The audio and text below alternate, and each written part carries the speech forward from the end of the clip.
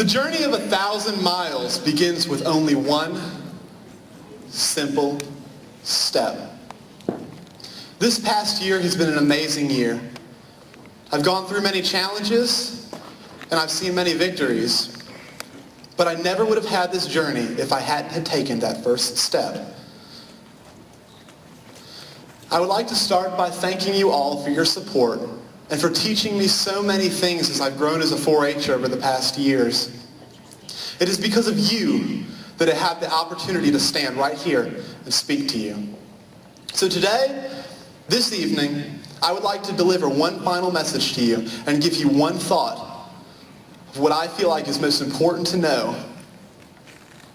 The message that I would like to tell you is about making this journey. You see, life is a collection of steps. Each step we take is a moment in time. And how we capitalize on these moments determines the life that we live. But sometimes, through the good and through the bad, we don't know how we're going to take those steps. But yet, somehow, we find ourselves walking. It was a couple of weeks ago, I found myself at the Outer Banks.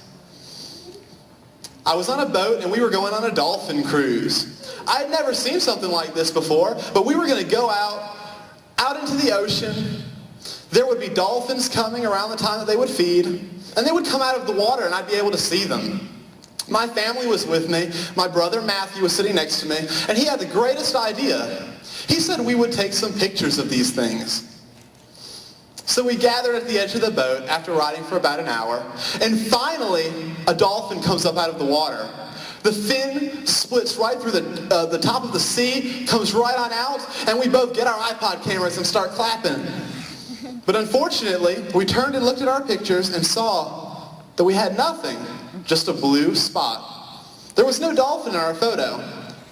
Moments later, another dolphin spots. Comes right out of the water. People on the boat turn in the opposite direction and point. Immediately, me and my brother, we turn and we start snapping more pictures. And we look again. And there's only a blue spot of water, no dolphin. After about 15 minutes of this, and me and my brother had filled up our iPod memories with nothing but blank pictures of the ocean, we realized we had a problem. Instead of living in this moment, instead of capitalizing on it, instead of seeing what was coming out of the water and being able to just behold the beautiful sight, we had missed it, trying to immortalize this moment when we really should have just been present and lived there. Me and my brother decided to put the iPods away, for it was a lost cause, and we just watched with nothing more than our eyes. And what happened? The dolphin came completely out of the water and cascaded right back down. Everybody was all in awe, and me and my brother happened to be staring right in the spot when it came out. The captain of the little boat that we were on said that this was only the third time that he'd seen this the entire year, and that it was a very rare sight.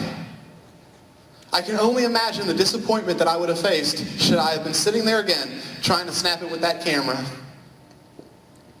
Sometimes in life we have to live in the moment. Sometimes we have to dedicate ourselves to the moment, because to be able to grasp the importance of that moment, we have to be there. We have to be there 110%. A lot of times we find ourselves missing the forest for the trees. We spend so much time trying to make something perfect, and then it passes right between our fingers and we've just missed it. A few years ago, when I became a 4-H'er, I went to my first ever state or district event, and it was a teen retreat. Another one of my brothers was with me, and we were the last people to come into the room. We gathered at the table in the Bessie Jeff Penn 4-H Center. Some people got up that were running for something called district office. They had their skits prepared, and they came and delivered them. And in front of the couple hundred people that were there, the large group, these people came and presented amazingly in front of that number of people. I turned to my brother, completely in awe of the situation, having seen these people around my age doing something like this, And I told my brother, wow, I will never be able to do that. Of course I was wrong, and sometimes it's good to be wrong. Honestly, it's more times than we like to admit. But through that experience, I decided to go forward. I decided to take a step towards district office and another step towards state office. And through your support and your encouragement, you've helped me to get to those places. Each of our steps are different, and each of our journeys are different as well. But what's most important is that we make that step, that we move in that direction, that we do what we can to be able to accomplish and chase after our dreams, because we only have one life to live. If I had not made the decision to capitalize on some of these moments, I would have never had the opportunity to become a district officer. I would have never had the opportunity to stand before you today and talk to you. I would have never met so many of you who mean so much to me. I would have missed the opportunity to meet my best friend at Electric Congress some years ago. But instead of sitting there wondering what would happen or what could happen, I made the decision to get up, to walk across the room, approach this person, and introduce myself. And ended up being rewarded with a great friendship out of that. It's important that we learn to live in these moments. As I speak, you find yourself in a moment right now. You find yourself in the middle of Congress with a whole life ahead of you. So many opportunities that you can't even contemplate. And I urge you, I strongly urge you, I encourage you with all that I am to capitalize on that and to make the most of it. This is your life. Live it to the best of your ability. Do more than you ever thought that you could. Challenge yourself. My old martial arts instructor had told me a story that has changed my life and the way that I think and feel about things. The story is called The Road to Hana. The story goes that there was a place called Hana, and it's in Hawaii. It was supposedly the most beautiful place in the world. People would come from all different nations, countries, different cities to see this place. It's the top of a mountain. They would walk up these hills, they would climb these mountains, sail across a stream to be able to see what was at the top of Hana.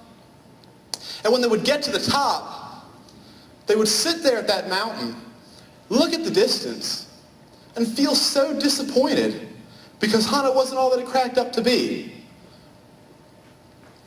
See, what they had missed was that Hana wasn't beautiful because of the view at the top. It was just as ordinary as the top of any other mountain. What made Hana beautiful was the road that took them to the top. There were so many things along the way, so many acts of nature, so many beautiful land formations, beautiful streams, wildlife, and that's what made Hana beautiful because of the road to get there. Taking a car to the top, quickly getting up there, that didn't help them to appreciate it for what it was. They got to the end and found nothing. See, the point of the story of Hana is that life is not about the destination, but the road that takes you there. As I know that I have not come to the end of my journey and will not come anytime soon, you won't either. And that is something that you should be excited about. Take your journey forward. Continue to move forward, one step at a time, and make your life happen.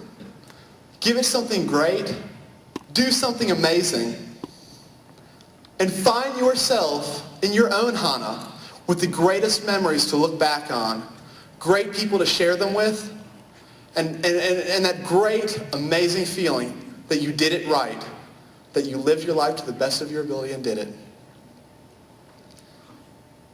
Again, I would like to say thank you very much for all that you have done for me, for taking the time to teach those workshops, adults who have been mentors to me, people who have taken out the time with me, 4-Hers who have been there to encourage me. It's because of you again that I have the opportunity to stand here, having learned what I've learned, and having the confidence that I will be able to move forward in the right direction. I would like to thank God for what he has done for me because without him, I would not be here. He was my rock through it all and my wisdom. And he knows many of the thoughts that I've shared over this past year. I would like to thank all of my friends for what they've done, for being there for me. And I would like to especially thank my 4-H family for what they've done. But finally, I would like to thank my family, sitting right over here with the lovely cameras, for what they've done. The sacrifices that you both have made, sacrifices that my brothers have made. And I would like to ask at this time that you come to the stage because I have something for you.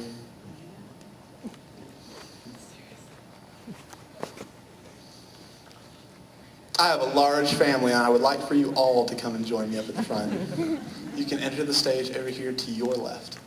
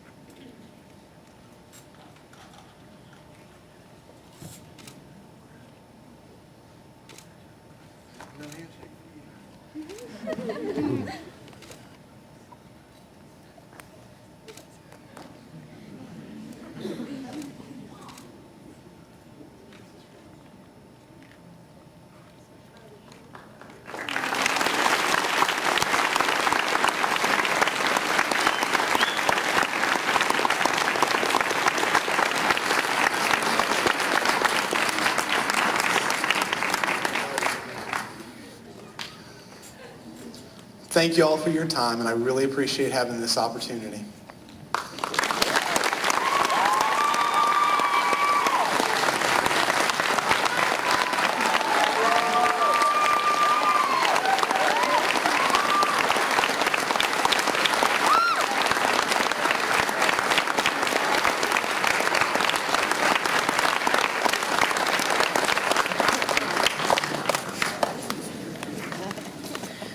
Let's give Michael one more big round of applause. Come back out onto the stage, Michael.